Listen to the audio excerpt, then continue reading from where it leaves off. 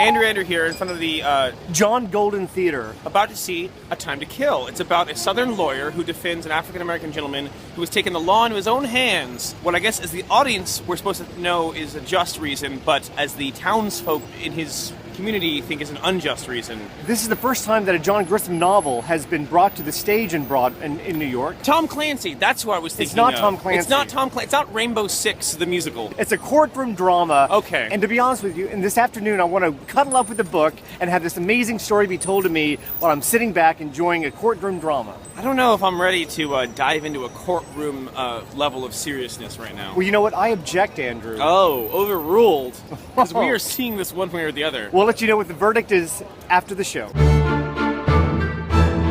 A black man is on trial for killing two white men who that raped his daughter, and a white lawyer is representing him. From the onset, even before the action begins, we are treated to a cliche of a set. One lonely fan spins above a courthouse made out of unfinished wood, and I'm just like, oh my god. I felt as though the subject matter of this show had been beaten to death. That being said, I was pleasantly surprised. What a refreshing new take this was. It's a classic courtroom drama. I am disappointed, however, in Fred Dalton Thompson.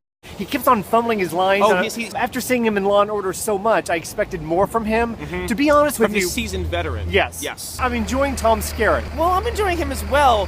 He does come across as somebody who may actually be drunk. I think he is. Because he's fumbling some of his lines as well. I'll say this. There's a rotating set.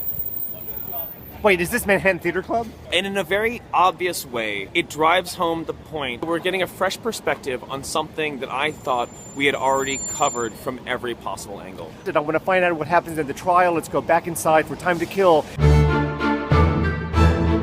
Verdict is in. Yeah. I don't know if you picked up on this, but I wasn't that excited about seeing this show.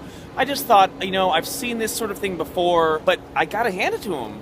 This is like watching the best Law & Order episode ever. My problem with the show is that the first act, or their opening statements, were a bit bland for me. I wasn't very tied emotionally to any of the characters in the first act. It was only the second act, or with their closing arguments, that things become more exciting, and I was actually invested in these characters' lives. It's your standard Southern courtroom drama. In my opinion, they deliver on all the drama, all the suspense, all the various subplots, all of the usual suspects are present here and execute their duties perfectly. What I wasn't expecting is that this is by far the funniest piece of theater about alcoholism, rape, racism, murder, and insanity that you're likely to see this season. I only wish that they would have had more witnesses in the first act that testified more emotionally. I love how you're trying to do this metaphor. I know, it's not working. Yeah. On a side note, wives, this is a great show for your husbands. It's very male-friendly. Oh, it is actually. It is. This is like watching the best Law & Order episode ever.